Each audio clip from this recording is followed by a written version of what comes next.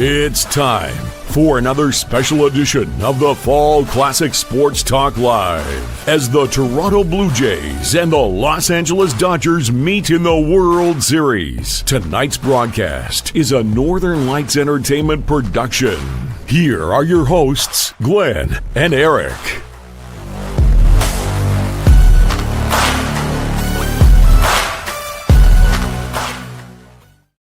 All right, welcome everyone to the special edition Giant Sports Talk Live. We are now a Fall Classic Sports Talk Live here for the next week or so. Should be fun. We're going to get into the World Series preview between the Los Angeles Dodgers and the Toronto Blue Jays.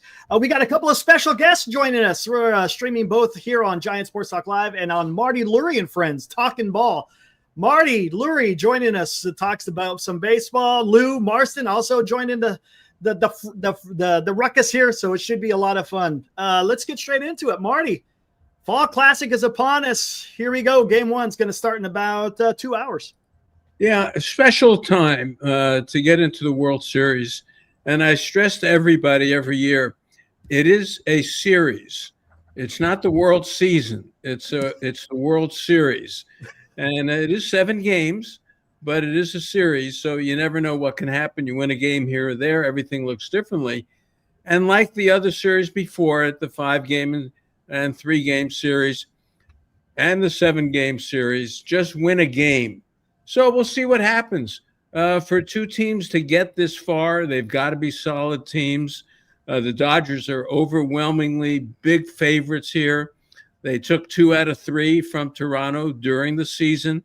The one game they lost, they had a 3-1 lead in the 8th inning, and Toronto came back with 2 in the 8th to beat them, 5-4, and that was on the Dodger bullpen. So I'm sure that'll be a theme we'll talk about. But it is the World Series. It's a special, special time. Throw out all those records that they've been bombarding us with for the last few weeks of playoff this and playoff that. It doesn't matter. It's what you do now. This is where the heroes are made and people will remember them. So I'm looking forward to it. I think it's going to be a great series. I really do.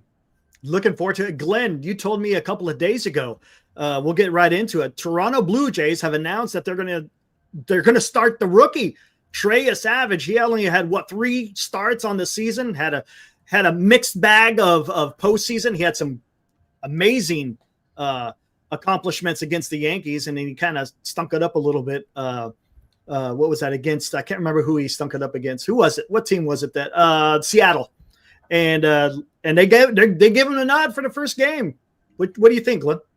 Well, you got my text. I mean, have truer words ever been spoken? I should have been a scout. I told everybody all season he was on my fantasy team, and I know Lou loves to talk fantasy, so I'll throw that out there at Lou.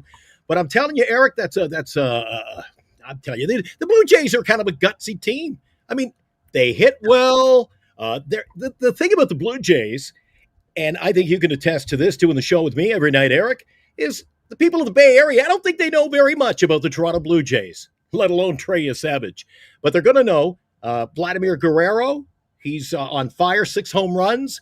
He's batting .442 this postseason. And I think to beat the LA Dodgers, something you and I talked about in the green room before the show, Eric, it's what I call my pick to click. If the Blue Jays want to win this series, they've got to get to the Dodgers starting pitching early in games. They've got to wear them out. They got to get to that bullpen, and you got to get what you got from the regular season Jays. You got to get contact, get them on, get them over, get them in, and then they can put a little thumping on this Dodger team. I think it all hinges on getting to the LA Dodger bullpen, Eric. Yeah, I mean, Lou, you've spoken about this on the show a couple of times. National League Baseball, that's kind of what the Toronto Blue Jays do, right? They're kind of like a throwback to old National League Baseball where you're just making that contact and you're manufacturing runs. And then, let's see what happens. What do you think, Lou? Yeah, just putting the ball in play, make the defense respond. This sort of reminds me of the Tigers and the Giants. If you remember, the Tigers came in, they have the pitching. Oh, my God, we're going against the Cy Young, sort of how Toronto's going against Snell, and we all know what happened there. I'm just hoping Toronto can bring the momentum after a very emotional win Can they do it? Can the Dodgers respond? And normally I don't really think, because Marty brings up a great point. It's a 7-game series. But with this situation, I believe game 1 is very, very important for Toronto. I think if they can maybe dent the armor of the pitching of the Dodgers, can maybe somehow get game 1, I think we're going to have a series. I still think we're going to have a series. I'm probably thinking 6 games. I'd love for Toronto, especially someone new, to beat them. But, the Dodgers play the regular season to get ready for the playoffs. They start the regular playoffs to get ready for the World Series. And I'm excited. I think, especially now with the gambling aspect of what happened in NBA, it's a time for the major leagues to shine, be the front of it, show them why baseball is so great. And I'm hoping we get to see just an amazing, amazing series, no matter how it responds. Toby makes a good point. Kind of going to allude to what I'm going to get into here. Jays are built to beat the Dodgers kryptonite. Get to that bullpen. Don't strike out and put the ball in play. Kind of what you were saying, Glenn. And Marty, I mean, you're saying, hey, this is a series now. You throw all the regular season stuff out. This is where every game means something. And, one of the weaknesses that the Dodgers have had has been that bullpen. And I'll tell you, they really didn't have to rely on it during this whole postseason, for the simple fact the starters were just it's kind of throwback. The Dave Roberts is letting their guys go 7 to 9 innings every time, and it's going to be difficult. Do you still think that the key for the Toronto Blue Jays is to get into that bullpen of the Dodgers? Well, I think so, but the bullpen of the Dodgers is better. It's gotten better. I mean, Banda's thrown well. There's no Vesia. He's got a personal family matter, so wish him well. But they've got Banda, they've got Dreyer. Trinan is the one. But they're trying to stay, away from him as much as possible. They're using Sheehan. They put Will Klein on this roster, and we saw him against the Giants. Will Klein can bring it. He can throw pretty hard. So the bullpen with Sasaki, it's not that bad. I know it was awful. I know it's been awful for many, many times. But in this playoff, it hasn't been that bad. Against Cincinnati, it was pretty loose. But since then, they've tightened it up a lot. And a lot is because the starters go so deep. They don't need that many outs from the bullpen. But the other thing is, guys, and get your thoughts about it, the layoff. I mean, the Dodgers haven't played for a week. The Blue Jays are a team that they, as Lou says and Glenn said, they fight. They don't strike out. They put the ball in play, and that's very important. They got the hottest hitter on the planet right now in Guerrero. They're going to have to set the table for him ahead of that. But what about the layoff? We've seen this in the playoffs so many times and talked about it so many times. A team comes in and hasn't played for a week, and Lou, you think tonight's a big game. Well, Snell will probably give you what he gives you. He seems like he always does. But maybe that Dodger hitting will not be what it's supposed to be. And if Trey Savage, or Savage, whatever his name is, can keep the ball down and throw that splitter, let's face it, you get Enrique Hernandez, you get Edman, you get Pages at the end of the order. If the first guys don't do it, there's that sort of that jump down where you get to that end of the order, which the Blue Jays don't really have. Seattle had it. You got past Eugenio Suarez, and man, you were golden, and that's how they won that series. The Dodgers at the end, you got to keep those guys down, and we'll see if Savage can do it. But I want to get your thoughts on the layoff, if you guys think it'll matter.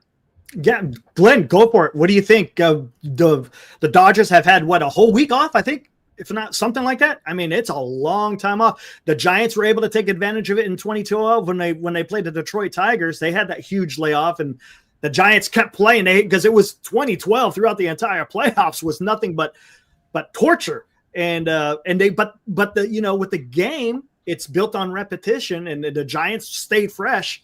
Do you think it could be an issue for the Dodgers, specifically with the hitting? Well, Lou was talking about 2012 there, and the Giants taking on the Detroit Tigers. The difference between that and tonight is that the Dodgers have the pitching, and they got a hell of a lot more hitting than the Detroit Tigers did that year, in my opinion. This is a very patient, yet in some respects aggressive Dodger hitting team. I mean, this is one of the concerns I have for the Jays, and I'll be cheering them on being a proud Canadian, Eric, and I'm a big Giant fan, but I got to cheer on the Jays. I got the gear on today, getting ready for the game, got the wings cooking and fresh Pepsi ready. I'm fired up. But what I said earlier about getting to the Dodger bullpen, my concern is that the Dodgers get to the Toronto bullpen because it is inconsistent. We saw how bad it performed. What was it in game 5 or 6? Six. A poor managerial decision. I told you what I thought of the fans in Canada are still today over at the water cooler, Eric. They're talking about that. The Jays have to get a flawless World Series from the management. The manager's he's got to pull the right strings. They got to get the pitching. They got to do what they did during the year, just get the ball in play, like Marty said. And that's what they were good at. I think they took a couple of games from the Mariners doing that, too. When they put the ball in play, it forced the hand of there was a couple of errors during an inning. The Jays got some runs. So when you get the ball in play, but I think as much as Toronto getting to that Dodger bullpen could be a plus, I think the Dodgers getting to the Jays bullpen could also be a plus. But I wouldn't expect anything less from the Dodgers hitting than what we know they have. What do you think, Lou? You think that time? Let me say this. You're thinking again to that Dodger starters. I mean, it's 7 games. You think you're going to get to them every game? You know, if you can get to them once, who are you going to get to? Snell, Yamamoto, Glasnow, Ohtani. It's hard to say. Let's get to him every night. It's going to be hard to do that. But the Dodger outfield defense, not great. No. What you said, Glenn, and I just want to expand on a little bit. The lefties out of the Toronto pen, critical. You need lefties to beat the Dodgers. I've said this all year long. You need lefties to beat the Dodgers. Yeah. And you got to be able to, mitigate Ohtani. You got to deal with Freddie Freeman and stuff like that. You have to be able to do it. But the big thing for me is Toronto's defense, infield defense, was terrific against Vitello. Now, they turned a lot of double plays. And let's face it, J.P. Crawford, they might as well just give him the ball and the bat and let him hit the ground ball to short. That's about all he could do, and they turned him every time. But Dante Bichette is at second base. This is like Mickey Stanley in 1968, who never played shortstop. He was a center fielder for the Tigers. They got to the World Series, and they wanted to get Al Kaline back in the lineup. They said, Mickey Stanley, you play short. And they put him shortstop, and he was great. He was fabulous. And Detroit won the World Series against the Cardinals. They're putting Dante Bichette at second. He's never played second in his major league career. And he's going to be playing second base here for Toronto, if I read everything correctly. Yep. And Jimenez, I guess, still stays at short. Is a very underrated player. I like him a lot. I remember him in Cleveland. Good glove. I can't talk for Eric and Lou, but I missed that. What was it, 58? I missed that World Series. 68. I wasn't even around. 68. 68, not even 68. All right. You're a kid. 68, I remember quite well. But my point is this. The Toronto defense, the infield defense was fabulous. It is going to be tested with Bichette. And plus, they got Bichette hitting cleanup, too. And he hasn't played here, in 6 weeks. That's going to be something to watch. Can he just walk in and be a factor in the series? It's going to be fun. Luke, doesn't that kind of go to what Marty said earlier about the Dodger layoff? I was thinking about that earlier today, Marty. I was thinking, you got Bo Bichette coming in. Do they expect him to come in and he's just lightning in a bottle? He's going to be hitting as good as Guerrero? I mean, is he going to be stale? I think there's a lot of pressure on Bo Bichette going into that game. Obviously, the addition of Bichette is going to be huge for the Jays, but I don't know what kind of hitting they're going to get from him. Yeah. What do you get? What Bo Bichette are you getting here, truthfully? Which is a roll of the dice. The manager, he loves the intentional walk. And I'll give me an over-under on how many times they intentionally walk Ohtani in the series. 10? How about 10 times? Yeah, he could be lethal in that Rogers Center. I'm telling you. I tell you, Johnny, 10 intentional walks maybe in the series. it could happen. Why not? It could very well happen. And I'm going to get to this because Lou, talking about the layoff at the Dodgers, if it has an effect, there's one guy in that lineup that really didn't show up except for the last game of the CS, and that was Shohei Ohtani. The guy didn't do anything. Everything was in one game, and boy, it was a hell of a game. There's no doubt about it. Lou, do you have any concerns about the Dodgers as far as their hitting? Now, their pitching is going to be fabulous. Look, they could benefit from the rest, but the hitting, what do you think? You think I actually think personally, you can only ask starting pitching to go so far. I know they were great against Milwaukee, but you got to remember, Milwaukee's best player was 1 for 19 in the series. I think Milwaukee last series was happy to be there. I don't think any of the studs responded. Nobody showed up. I mean, Yelich 1 for 19, and it was a really bad 1 for 19. He always seemed to come up with runners in second and third. He did the usual grounder. He did the Jung-Hoo Lee grounder to second. Wasn't even, the usual. It was so bad, Milwaukee. First of all, we know how great the Dodgers pitching is, but I think it's different when you go to the World Series. They're going to be on the road in a ballpark the ball is going to be flying. It's going to be rocking. I just thought this is a lot better lineup. And these are also one thing about Toronto we don't talk about is beside being 8 or 9 deep is they'll take the walk. They'll bunt the guy over. They'll put the pressure on the Dodgers. We all talk about how great, some of Toronto's defense is. I think some of the problems is the Dodgers' overall defense. And I think if you can make contact, put the pressure on the Dodgers defense, that's the way Toronto's going to get the step. Other big thing with those, it's a wild card. People don't realize how great he was hitting before he went out. He was number 1 or number 2 in almost every offensive category. Toronto got here without him. If he can be 75 to maybe 80%, that's what could take Toronto over. Now, again, it might be a disaster, but, he could have played last series. They wanted to make sure he was at least 85% for the World Series. So I think it's a key thing. I'm more worried about his defense and stuff like that. His offense, when you're a great hitter, it's going to take time. I remember one of Marty's favorite players, Roy Hobbs, when he played off an injury. It just took a while to get back going. But I think overall, the thing is, Snell's been fantastic. Yamamoto been fantastic.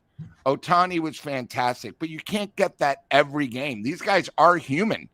You know what I mean? I mean, Snell, unbelievable. But it's a lot different team, Toronto, than what he did against Milwaukee or Cincinnati.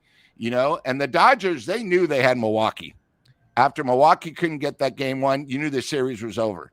Their big thing was they wanted to get Philly, knock them out. They knew they'd take care of Milwaukee. Now they're facing a team that doesn't strike out a lot, that makes you really earn. When you're a pitcher, it's a lot different, like when you go against the Giants where they're striking out constantly and they have a reputation. Toronto doesn't have that.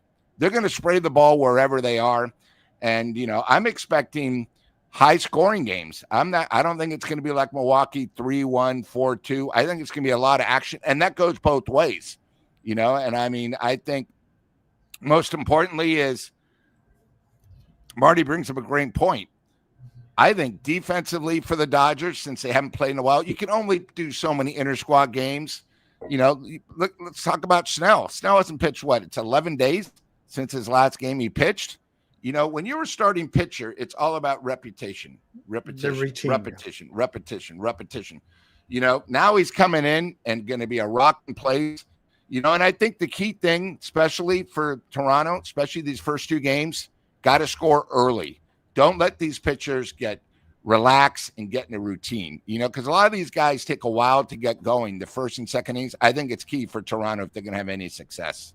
And I'll tell you what, one thing with the Toronto Blue Jays do, they work counts. They make the pitcher work, and that's what you need to do.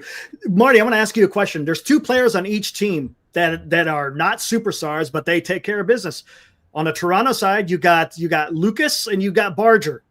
Guys you really never even heard of at all throughout the regular season. I mean, if being here on the West Coast, we don't hear a whole lot what's going on there in Toronto. And then over here with the Dodgers, you got the two Hernandezes, Teoscar and Kike. Man, those guys, wow. Do you want to talk about when the lights shine the brightest? Those guys step up.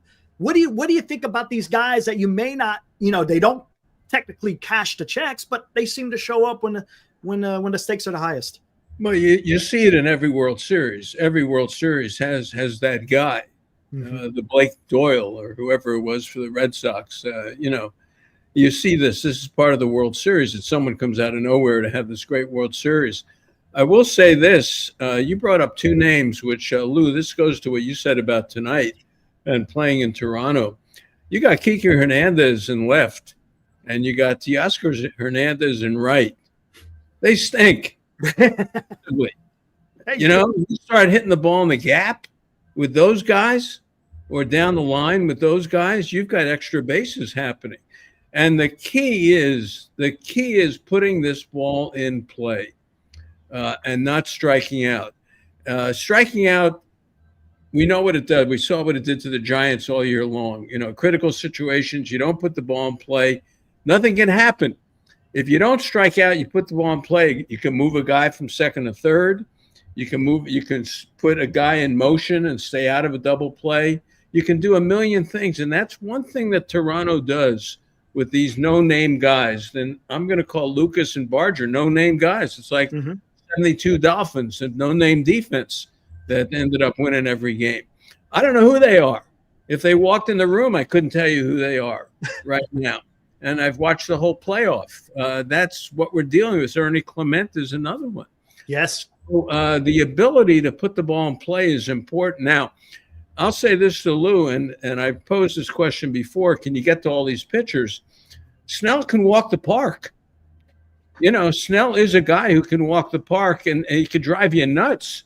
He could be bases loaded in the first inning, 3-2 on the sixth hitter, and they'll strike him out, and he'll walk away. Or he can walk in a run.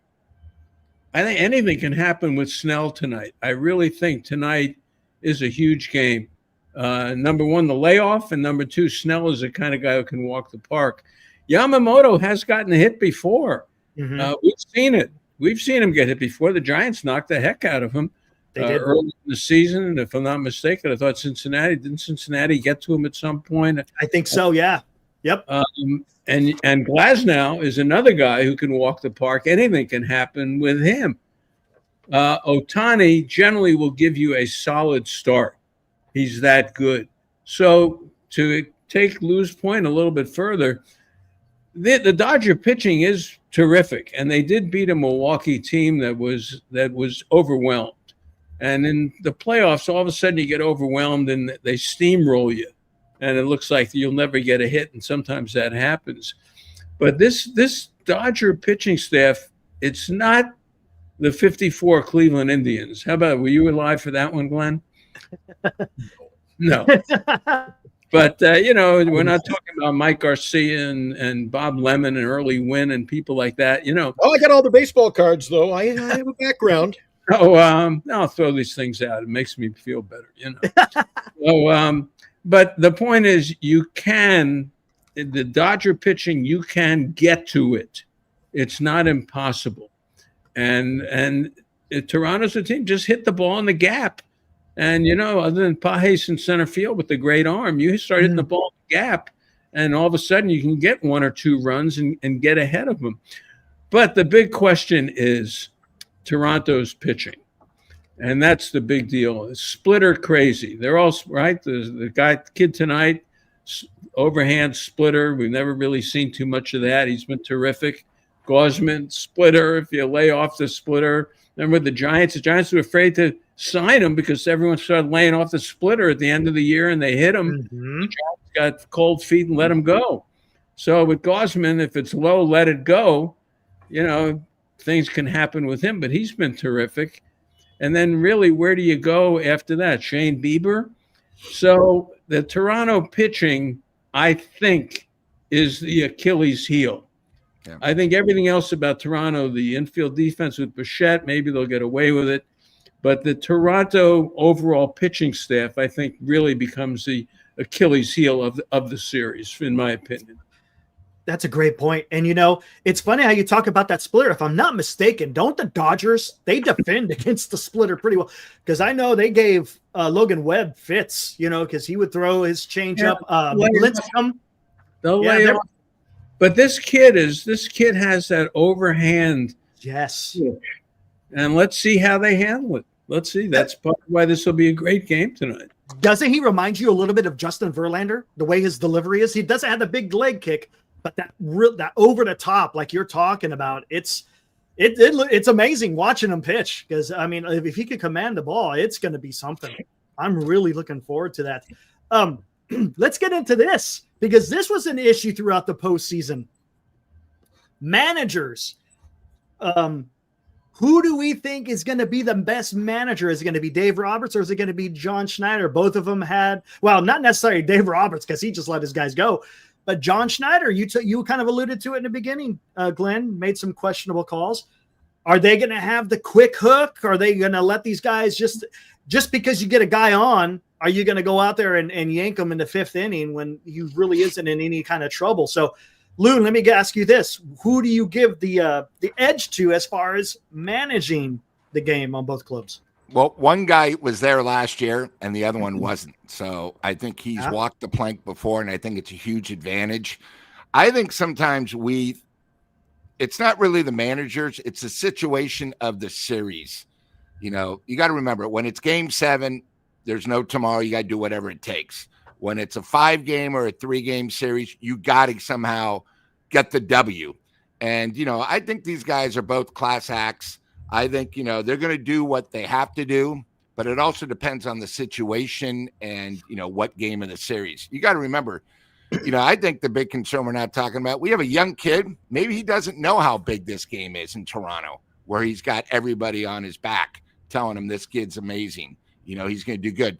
We've seen young guys go in and veterans in the World Series and they just lay an egg. We just don't know. But I think the big advantage is, can Toronto really bring the momentum off a very emotional win where the Dodgers have done it before?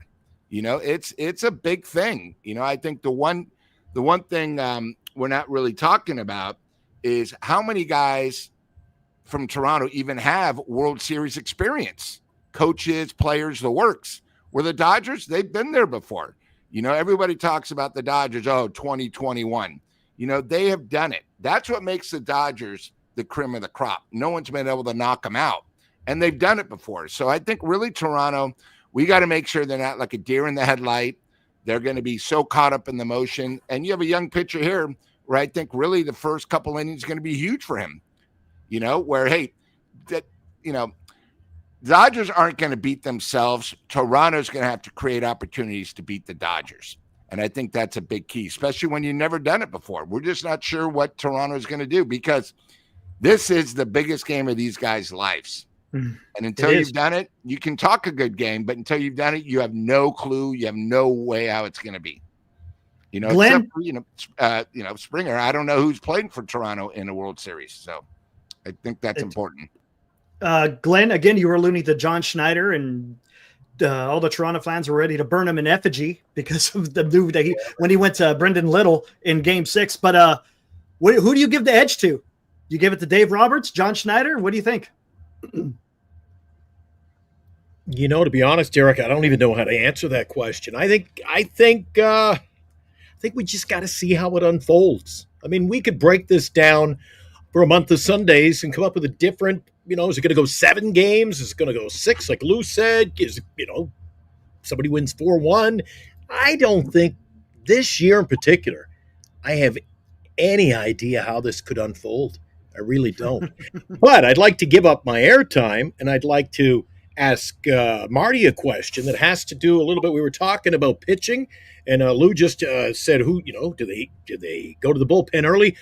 Marty, I still am, but I grew up watching ball in the mid to late 70s and the 80s, and I just loved it. I had a passion for it. And I've said it to Eric and Lou and Dan over on NorCal many times. I said, I think I appreciated it more because I waited for the box score in the newspaper, and it wasn't just, instant gratification. Well, what's the score? There it is. I got to ask you, how did we get to this point where pitchers are going 2 innings, not giving up a hit in a postseason game, or even and we're seeing it in the regular season, these bullpen games, and the manager's coming out with the hook? How did we get here, Marty? Yeah, well, we got here through analytics. And the fact that pitching staffs now have 12 or 13 or 14 pitchers, depending on the time of year, that throw 98 to 100. And you're better off bringing in 98 in the 7th inning and bringing another 98 in the 8th inning and do that. So I think we got here because of the matchup information and all the statistical information that we have that says pitch this guy against this guy this way. And plus, when a manager goes to the bullpen now, he's not bringing in, a washed up starter who's 37 years old, who's hanging on. This isn't Grover Cleveland Alexander sleeping in the bullpen, seriously, in 1926, and then bringing him in to face Tony Lazzeri. It's not like that. It's a different game today. It's a game of specialists.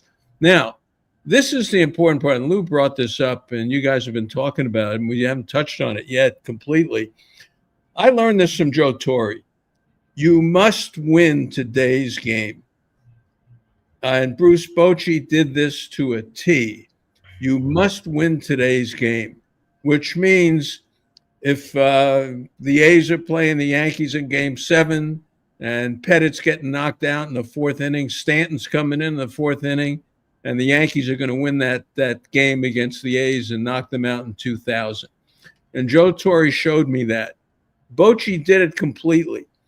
You must win today's game, which means if you've got to go to the bullpen in the 5th inning and you got to bring in your guy in the 5th inning to get you out of that 5th inning, you bring him in. You don't worry about tomorrow. I like Schneider, the way he manages. And he's going to have to do this because, see, he's got guys who aren't going to go 7. He's going to get in those critical situations the 3rd time through, which is, the big red flag in baseball today. And he's going to have to go to that bullpen. And this is the big test for him. And he'll do it, too. Believe me, he's got Mattingly next to him. This is the first World Series ever for Don Mattingly, which is a big deal to everybody. And he's got people helping him, but he's going to make moves all game long. Dave Roberts does not have to do that because Dave Roberts has guys like the old days where you can stick with them for a while and you don't have to make that move. You don't have to yank Yamamoto in the 5th inning if he gets in trouble. You can stay with him to the 6th or even the 7th inning. Savage gets in trouble in the 5th inning, he's gone. It's over. So what's going to be fascinating about this World Series is the Toronto manager because he's going to make moves like crazy, and let's see if they play out. But that's the difference for me is you must win today's game. I don't care what it takes. You must win today, and then we'll worry about tomorrow. That's the way you win a World Series. Eric, you and I are a bit of a traditionalist, if you will. We talked about it on our show. I don't think Major League Baseball has helped itself with a lot of these moves. Why do they have to break with such a beautiful game and along the lines of pitching? I don't like that. Who is baseball to dictate to me as a manager that he's got to pitch to 3 batters? Got to pitch to 3 batters. I mean, I just like old school baseball. I know it's a time of the game and the commercials and the stoppage of the game and people changing channels and all that. We got caught in that. That's what happened. Exactly. It's all about the TV money. That's exactly what it is. And it's I mean, we could debate that from here until. Don't you think Schneider has to make a million moves here? 100%. And that's that's what's going to be fun is because it's going to be totally 2 different game plans for each manager. Yeah. You're saying it, right? Dave Roberts, he can rely on his guys as long as it doesn't get too out of control. But John Schneider, he's going to have to – there's going to be a carousel of moves, and it's going to be interesting to see when he does it because, when you can kind of get around the 3-hitter minimum, if you bring them in with just get one out finish the inning, and then you can bring in another guy, and then depending on what he does. So it's going to be interesting. He's going to be mixed matching quite often. And again, to Marty's point, this is it, man. This is it. It's 7 games if it goes 7, and then the season is over. You're either the champion or you're the runner-up. So it's all hands on deck, so to speak. So you got to go out there and you got to go win your game, man. And the manager is, again, it's got the focus, the spotlight is going to be on him. And whether it's going to be good or bad, we'll find out how that's going to happen. But this is what makes the dramatic of the World Series so special, just to see how each team is going to navigate and outsmart each other, because both lineups they both got they both could do damage a little bit differently with the Toronto and the Dodgers, but damage nonetheless. So it's going to be fun to watch. I tell you what, how about we start? We're 36 minutes in here. Let's get into the big news, since we're finishing off with managers in the World Series. Big news for the Giants. Eric, you just want to do one quick thing of predictions? Let's do that to wrap up the series, and then we can talk about the Giants situation. You want to do that now? We could do that at the very end. How about that? Okay, I'm sorry. We'll do that at the very end. No, it's all good. And that's a good gut. Yeah, that'd be fun to do. Giants made big news a couple of days ago. They announced Tony Vitello, former Tennessee coach or manager, I should say, was there for quite a while, had some success, won the College World Series in 2024. It was a guy, we've talked about this on your show, Marty. This is a guy that no one was really talking about so much. I mean, he was kind of floated around there. We all had our ideas on who we think where the Giants should go. Marty, you haven't really been able to weigh in on YouTube. Let's hear what you have to say about the San Francisco Giants hire. Well, let's see. Well, this is it. Let's see what he brings to the table. And look, as I said, if they're 30-15, it's going to be a lot of fun. If they're 22-37, it's not going to be a lot of fun. He talks about playing with fire and, within, the strength and blah, blah, blah, and all these words. What does that mean? Give me the last team that played like that. You want to go back to the 34 Gas House gang who didn't wash their uniforms, and they slid into third base, as Dizzy Dean would say. So look, it's fun. Who are his coaches and who are his players? And this whole Drew Gilbert thing, come on. He hasn't done anything yet. He stinks. No. He can't do anything. He can run around. He can bite your shoulder. He can jump over the rail. You want 25 guys? Is that where we're going? So I say this, look, if he's enthusiastic, there have been great college coaches. This has never happened before. If he's enthusiastic, wonderful. If he stresses fundamentals, terrific. If Devers is 5 for 45 and he gets in his face, tells him to start hustling, or hey, get out here for more batting practice and all that, and Devers looks at him, it'll be something else. So who knows? Right. But I will tell you this, the Giants will be a story. Yes. They will be a story. So look, if Buster wants to do this and they want to pay him, more power to them. The key is going to be who his bench coach will be, who his other coaches will be, and who the closer will be, and who the new outfielder is going to be, and who's going to play second base, and all that kind of stuff. And that'll tell the tale of Tony Vitello, of who he is. But hey, the Giants will be a story, and they need much more than him. Mm-hmm. He's just beginning. All right, so they got him instead of Brandon Hyde or instead of Nick Hundley or somebody else. Big deal. If he wants to take a picture sliding into all the players after they win a series and he wants to slide on a slippery slope, let him do it. I don't care if he wants to jump in the stands and hug, Greg Johnson, let him do it.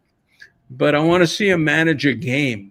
And I want to see him do the things we're talking about when it comes to you better win the game right now in the major leagues in the 5th inning or in the 6th inning and have to make the decision. Do I bring in Randy Rodriguez in the 6th inning or do I leave him until the 8th inning? Right. And when do I go to him? And we'll see who he is. So it's fun. It's baseball. It gives us something to talk about. It's the Giants, and they have a manager, and let's see what he does. So what can I say? There you go. I picked him, but in 150 years of baseball, it's never happened before. Maybe this is, as Glenn says, the beginning of a new world for us. Yeah, and it's funny because this has never been, you touched on it. It's never been done in the history of baseball where they've hired a college manager who has no MLB experience whatsoever to come and manage a big club. And look, there's a manager. Do they call him or do they still call him a coach? No, I don't even, honestly, coach. That they should call him coach to make him feel at home. There you go. And it's funny because it's a couple of things here. There's a lot of successful managers in the college ranks, and none of them ever made the transition. I don't know what makes this one different than any of the others, and here's the thing, right? He's going to have to learn how to manage men now because he's been managing kids, right? 18 to 22-year-olds is kind of like the wheelhouse of his experience in managing. We could say men. I mean, they're 18 years old, so young men. Now he's going to have to go out there and have to manage a major league clubhouse. That's going to, and I think you alluded to it, Marty. It's going to be fun to watch. It's going to give us plenty of fodder to talk about. Yeah. Every big decision, we have it every night. Yes, Lou, you guys, Glenn, you guys talk about it every single night. Handling the bullpen, making that pinch hitting change. Should the guy have scored? And all this stuff, I mean, it's fascinating. It's not 30 or 40 games. It's 162 games. Correct. Of second guessing every single night. So yes. it's going to be fun. Someone said he should go down the Coca-Cola slide. All right. Where did I miss that? I got to find it. Bernie Brewer, they'll put him in the slide. Let him go down. But seriously, it's running a major league game. I have enough trouble running a Stratomatic game, let alone a major league game. Honestly, if you play Stratomatic, you know what it is. Should I put in a lefty to face a lefty or right? Stratomatic is the best way to tell if you can handle a major league game. and Lou, we haven't heard Lou. Glenn, I'll get to you here in a minute. Lou, we haven't heard your observations and your thoughts about Tony Vitello. Well, it's in two parts. One is we have a guy now that's a cheerleader, which is fine, but you got to remember he's coming from the SEC where he had NIL money. He could pick who's playing, and basically it was his rule or the highway. Sorry, that's how it was in college, and they're called head coaches, not managers. In college, just so we can be on the same page. It's a big difference. I actually called I'm pretty good friends with Chip Hale, who actually was an assistant coach with Philly, and now he's back at U of A and everything. And he's glad he got out because with the NIL, there's a lot of pressure. You have boosters. But Glenn brought this up the other night. The college season is literally 60 games. The major leagues is 162. I think this guy might be great for the first 6 weeks, sort of like how the Giants were this year. Everything was going good. But how is he going to be in the dog days of summer? How is he going to be where he's dealing with a lot of egos? Where before it was his word, but now, you get guys that are making $30 million. This guy's never done it before. Are they going to look down on him? Second of all, one of the things me, Eric, and Glenn have spoken about, I hope he understands Spanish because I thought one of the biggest problems with Melvin is those guys didn't respect him, right? Where in our seats, you would see the main players were speaking Spanish the whole time on the left side. Melvin was by himself on the right side. Now you got a very young guy who a lot of times might be only 10, 15 years older than some of these guys. He's going to have to get respect. And again, long season where maybe he was on the top of the road, where he was from. Now he's with the Giants. He's not going to be the best team. He's probably going to be maybe the third or fourth best team in the NL West, not overall in the National League. And you're going from being the king to now being somebody. Yeah, it's the San Francisco Giants. it's a great opportunity. But until he does it, I think Marty brings up a good point. It's going to be very, very tough. I think Buster basically said, what am I going to do? I'm glad he at least did something. I was sort of disappointed to know that this guy was from Salinas at one time. I'm glad at least he went outside of the Giants box because it hasn't been working for the last 10 years, but I think it's exciting now, but this guy's not selling tickets. Do you think maybe, oh my God, we got Tony, the Giants sold another 1,000 season tickets? No. And this is part two. It all depends what happens with the Giants free agent class. They got to spend the money because if all we hear about is we got a new manager and, we talked about it, Drew Gilbert's still our starting right fielder, then I think Buster is going to be known as a horrible president of operations. He was a great player, but boy, he fell on his face when it came to major decisions because he's doing something that nobody else has done. And if you remember, a lot of his decisions, let's take Devers' trade out of there, where really it was about the contract. He was the one that said, no, we got to keep our third baseman. Let's give him a no sign clause. Let's sign him for 6 years. He's the one that got Adames. I know he was a Willie Mack award, but my God, I want a guy that at least can almost hit his weight, 230. He's also, we got a problem on our team where we got so many more holes to bring somebody new in. It's going to be a long learning adjustment. And I just hope, I want the Giants to be over 500. Rob goes good for the first 6 weeks. That's fine, but it's got to work for 6 months. And I think it's a major key. I think it's a major thing out there that we just don't know. And I'm going to give him the chance, but I don't want this to be next year at this time. Oh, we gave Buster a year. Let's give him another year. Well, we got to give Tony another year. He's never done it. We keep coming up with the same excuse every year. I want Buster to do what he said. The fans deserve a team in the playoffs. Okay, well, here's your opportunity. You got a manager and you got a free agent that's going to be now your number 2 class. Show me, Buster. If not, then you know what? Buster should step down and get somebody that can. Being a season ticket holder, I want results. 1 year you get a mulligan, no more. And to your point, Lou, real quick, as a San Francisco Giants fan, over the last few years, it's kind of been in flux between new managers, new Pobos, middling playoff or middling baseball play. You're sitting right around 500 most of the time. So we want to see something there. When are we gonna get over the hump, so to speak, and start getting into some winning baseball? Now, Glenn, it's been a while since we talked about Tony Vitello. Have you changed at all, or are you kind of feeling the same way?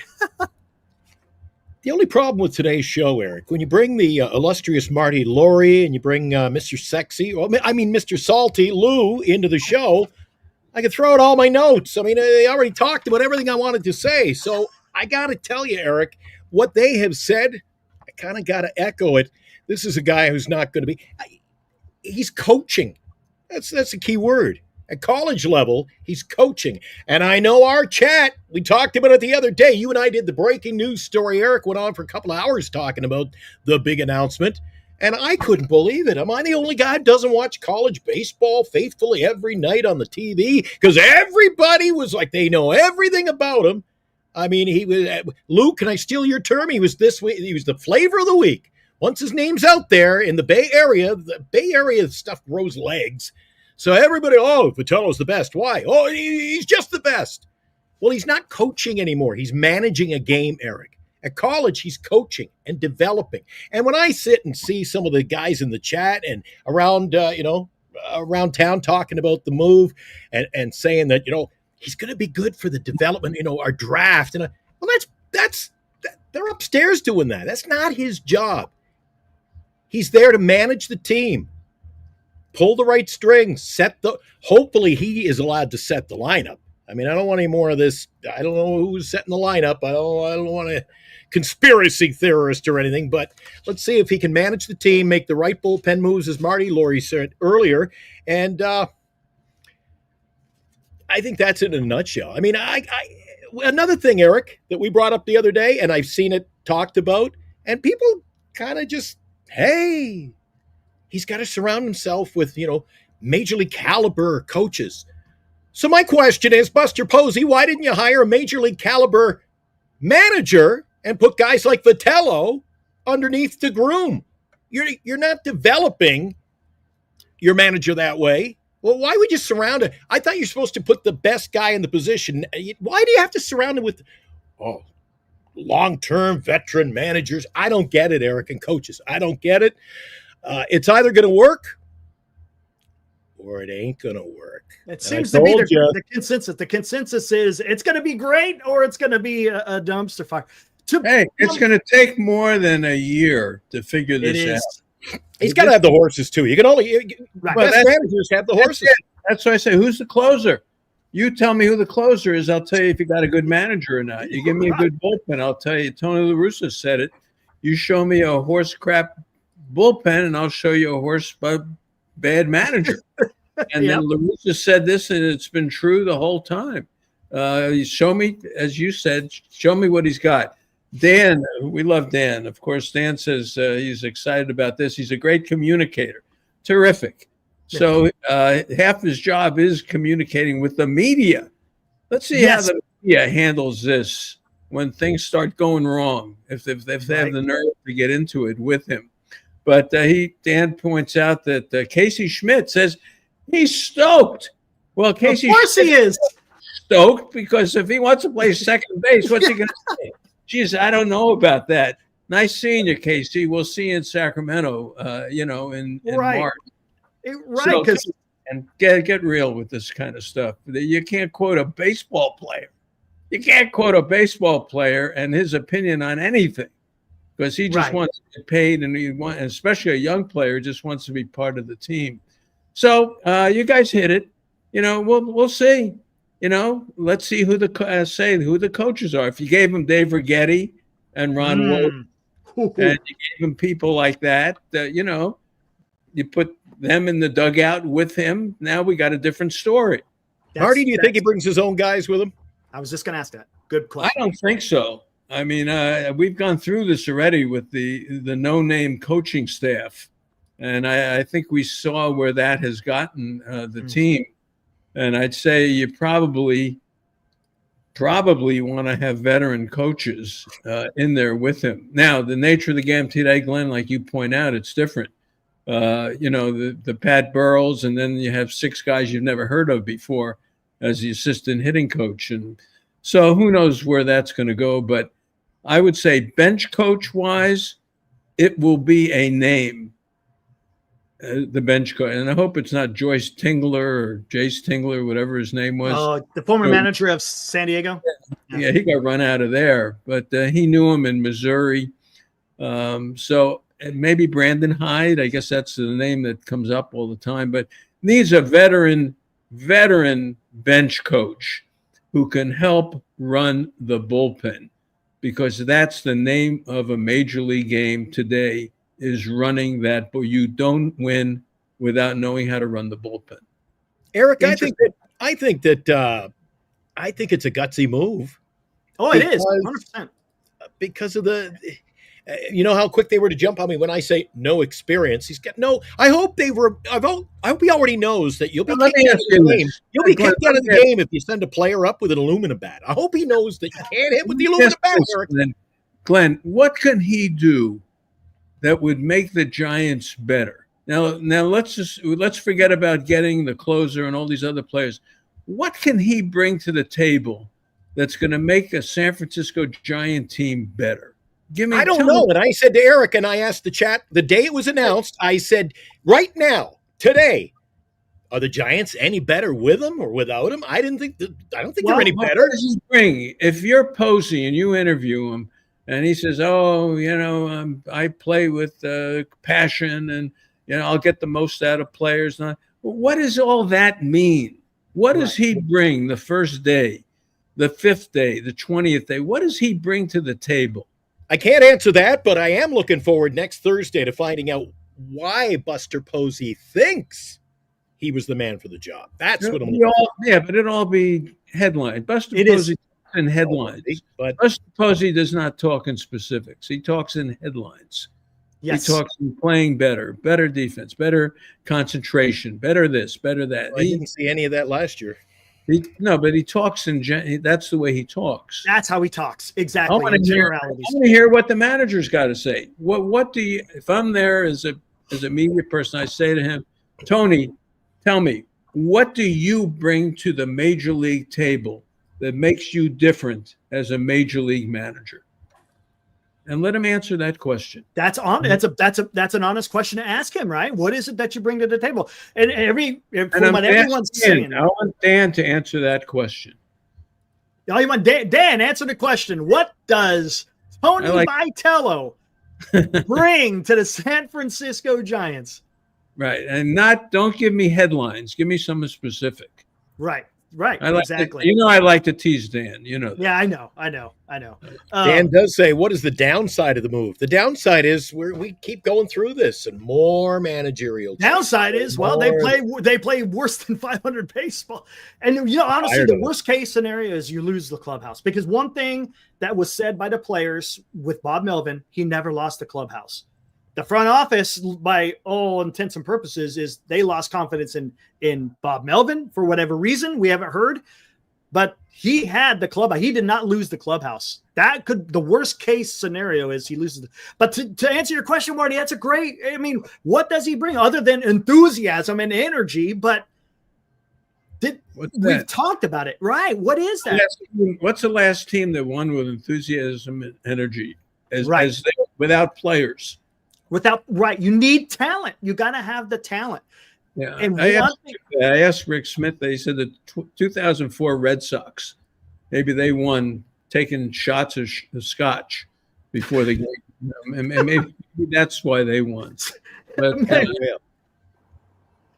it's let's talk about this too, because Tony had incredible success at Tennessee. There's no doubting that. But it's different because as a manager, you're also a salesman.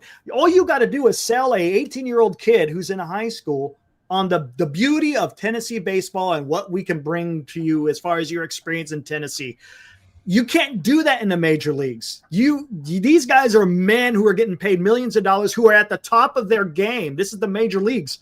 This is I don't know how many times away from deviation from the mean, I should say, in talent. You're recruiting. You're taking kids to Knoxville to watch 104,000 people cheer Tennessee playing Georgia, and afterwards on Saturday night you're taking them to the the AE5 house for a party with 1 million people. That's college. That's college. That's what you're selling. So here's what Dan says: he brings intensity, analytics. And by all intents and purposes, Buster loved in 21. Even though Kapler was a weird dude, his teams were well prepared, and Buster saw how that helped them win. But we've been saying this for even Dan said this. The reason why they had so much success in 2021 was because of Buster Posey, not necessarily because of Kapler. Everybody have said that. What do you mean he brings analytics? What is that? I don't know what that means. They don't have analytics? Yes, of course they do. Every major league club has analytics. I think they have analytics already. So intensity, that's what he's bringing, intensity. All right, so we'll all be tense every day. Eric, I just want to talk about the 21 season. It was the worst thing ever happened to the Giants. I don't care about the wins. It was a mirage. You had 5 guys that had career years. It was sort of the end of the old Giants regime. I never want to experience 2021 again. We didn't win a series. Yeah, we had the best record, but that was a mirage. Let's forget about that. Let's forget about 21. That's why at least we're taking steps, because I'm sick and tired of us talking about the 10, 12, 14 Giants. That's different baseball. That's 10 years ago. My God, we got to move forward. All we kept doing is we take 1 step forward, 2 steps back. Oh, well, we got 3 in 5 years. I don't care about that anymore. I want new stuff. I think, Marty, the biggest problem I had with this playoff is we weren't part of it. This baseball playoff has been phenomenal. As I use the Giants logo, and if they do it for the 4th year, I'm going to lose a lot of respect for them. Nothing like it. It's been unpredictable. It's been exciting. It's brought baseball to the top. Right now, everyone's talking about the World Series. You have East Coast, West Coast. You have Canada, USA. It's a golden opportunity. And the Giants aren't part of it. And I think, the one thing about the Giants that we're still not talking about, since the third wild card, we still haven't made it as a third wild card. No. I'm sick and tired of us saying, oh, we're good enough to have the third wild card. No, we got to stop talking. We got to knock off the Dodgers. It's amazing. Nobody talks about the Padres, how that's their goal. We want to win the division. We're going to make the playoffs with our talent. That's good enough. And they have a GM that goes for it. They have fans that pack the place. The Giants, it's still all about the stadium and the food. It's not the product that we're seeing. And, as Glenn brought up, the Giants are trying something. And Marty, I just wanted to ask you, have you ever seen it where they're doing sort of the opposite way? They're bringing like a coach who's never done it and then bringing managers as a supporting cast. It's the complete 360. I've never seen it before. Now, again, it might work, it might not, but we're bringing a rah-rah cheerleader in. How is it going to survive if the Giants start off rough? Or maybe they have that thing where they go on a 1-12 homestand, Well, it's more than a 1-year deal. I will say this, and it's the player. You guys nailed it. It's the players. Mm-hmm. And as exciting as this story will be every night, because Vitello will make it an exciting story. He will. He'll be a good communicator. It'll be fun to ask him questions and second guess. But will be the players that they pick up over the winter to make this team better. By the way, in 21, everything went well. And don't forget, Belt, Crawford, and Posey, career years, had Hall of Fame kind of season. Career years, yeah. And Gosman as well. And they had a bullpen. They put it together. You don't win 107 games by accident.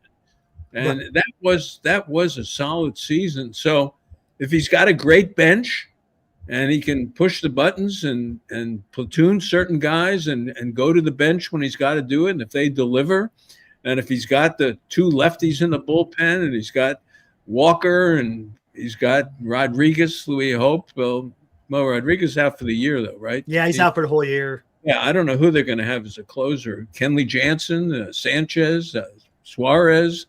Yeah. So you don't know what's going to happen, but it will be interesting, and I think that's the key to the whole thing. They had to get a manager. All right, they got a manager. Now let's see what happens, and let's see who they surround them with, and we'll go from there. But you're right, Lou. This World Series, the way we started this discussion, this is fun. This World Series is fun. Toronto made it fun. George Springer made it fun. If we were doing a preview of Seattle and the Dodgers, might as well be selling, grass or flowers. Honestly, we got a series to talk about here.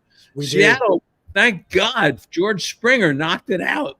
Thank God he put Toronto in, because we could talk about all these things about the Blue Jays, because they have a chance. They do have a chance. Why not? Why not? Hey, let's talk about this then, since we're back to the World Series. Who takes the series, Glenn? Oh, you started with me. Oh, yeah, buddy. Ready for you. I can't believe. See, Marty, this is my first time dueling it out here with Marty. I enjoy having him on the show. This is kind of nice to have him join us for change, and he knows the guys I went to school with in high school. Guys who were selling grass. Guys in Nova Scotia only knew about that. This series, Eric. Boy, I wish you had let me go last so I could kind of put a little bit of everybody into the mix. There's no wrong answer here. There is no wrong answer. So who knows, Eric? I could give you so many different. I'm hoping the Toronto Blue Jays win. I think that, again, I mentioned everything I mentioned off the top of the show. I think they've got to get to the starting pitching. And I, like Marty said to my comment, is it going to be every game? Boy, look at the lineup of starting pitching the Dodgers have. But you've got to do your best to get runs early. Put the pressure on them, because they're the team with the experience. So you got to play loosey-goosey. You got to just, balls to the wall, get runs early. And the one thing I think that will be in the advantage, you're going to get pitching from the Dodgers. I think, and I got my props, Eric. I'm put the fireman. We need the fireman, Eric. It's got to be a duel. You got to get great pitching from the Blue Jays to shut down the Dodgers hitting because I think the Dodgers pitching will take care of the Toronto Blue Jays hitting. It's all to me about the pitching on both sides of the ledger, especially the Toronto Blue Jays. And as Marty said earlier, and I hate, to keep throwing it back to him, but he said, how many moves will the manager make? He's got to handle the bullpen well. So who's going to win it? Let's hear it. Come on, man! I was giving you my political answer there. I thought I didn't answer it, but you caught you ain't getting that past me, man. Come on. Toronto Blue Jays win in 6 games. That's with my heart. I like it. The Dodgers win in 5 with my noggin. I'm going to say Toronto Blue Jays in 7. Ooh. Toronto Blue Jays in 7. Lou, what did you got? I'll even go a little bit farther. I think this is going to be very memorable. I'm going to pick Toronto in 6, and the MVP of the series is my man, Mr. Kirk, who's going to come up with 2 big bombs. 2 big bombs, and what's going to happen is the Dodgers thought they had the best, and boy, they're going to go crazy, and they're going to pick up Tucker, and they'll pick up somebody else, and the Giants are now going to take 2 steps farther back because they didn't win it. And remember, the Dodgers, it's all about the ring or not. So, but I'm hoping it's going to be exciting. It's going to be crazy, and I can't root for LA. Got to beat LA, and let's do it. There you go, Marty. What you got? All right. Well, I love the baseball. I love the history of the game, and in 1954, Cleveland Indians won 111 games and went in against the New York Giants, and nobody gave the Giants a chance at all. Cleveland had this great pitching. They had all the players. Willie Mays made a great catch in game 1. Dusty Rhodes was a great pinch hitter, had all these home runs, and the Giants ended up sweeping Cleveland. So it can happen in a World Series. It can happen. And they're just baseball games. This one, for me, I know we all want to root for Toronto. And I think rooting for Toronto is the way to go in this thing. But I think when it's all said and done, the pitching of the Dodgers will prevail. I think when it's all said and done, I think the Dodgers prevail.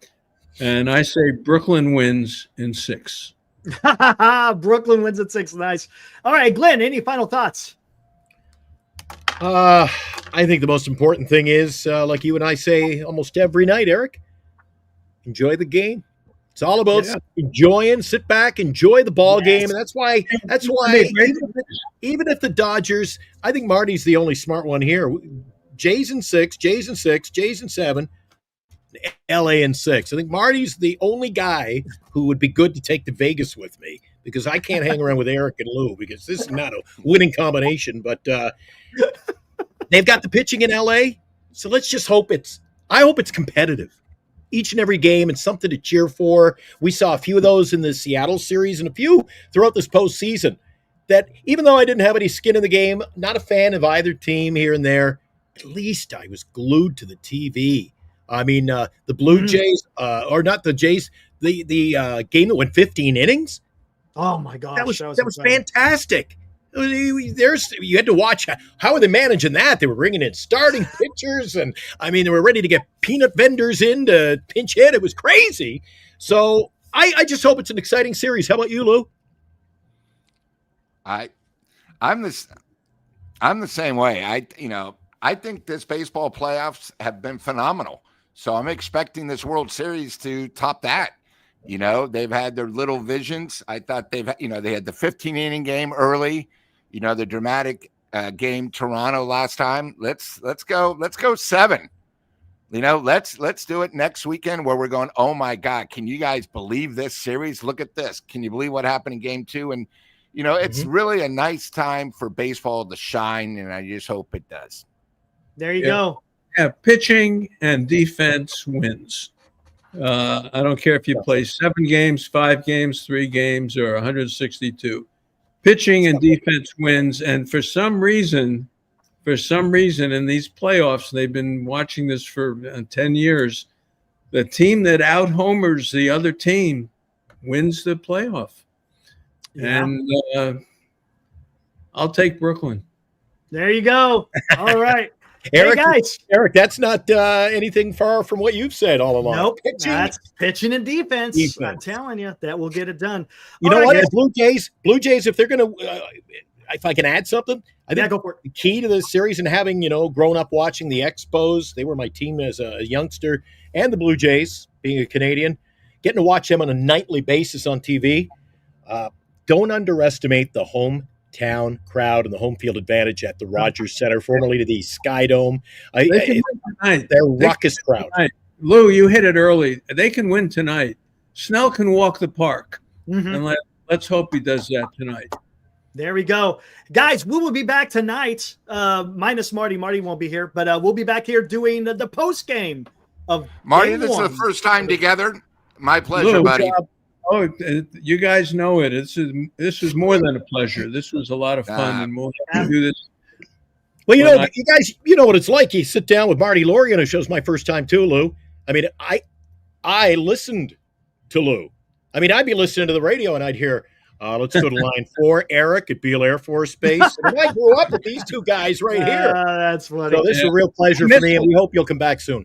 No, I love it. I miss it. And, for me, it's the winter, a little bit more of a vacation time. But as things happen, I'll come on. And you guys are welcome anytime. It's Marty Lurie and Friends, so I love having you guys on. Absolutely. Thanks for inviting me. Thanks, Eric. Have a good night. Marty, I just want to say one more thing. Yeah. This is why we do this show. There's nothing better than talking baseball. There's nothing. Yeah. It's just No, amazing, there's and no that's what wrong makes answer. it. There's No no wrong answer. That's the deal. And the relationships that can be built off the game is just fantastic. Love it. All right, guys, we'll see you tonight. Go Blue Jays. Go Jays! Woo!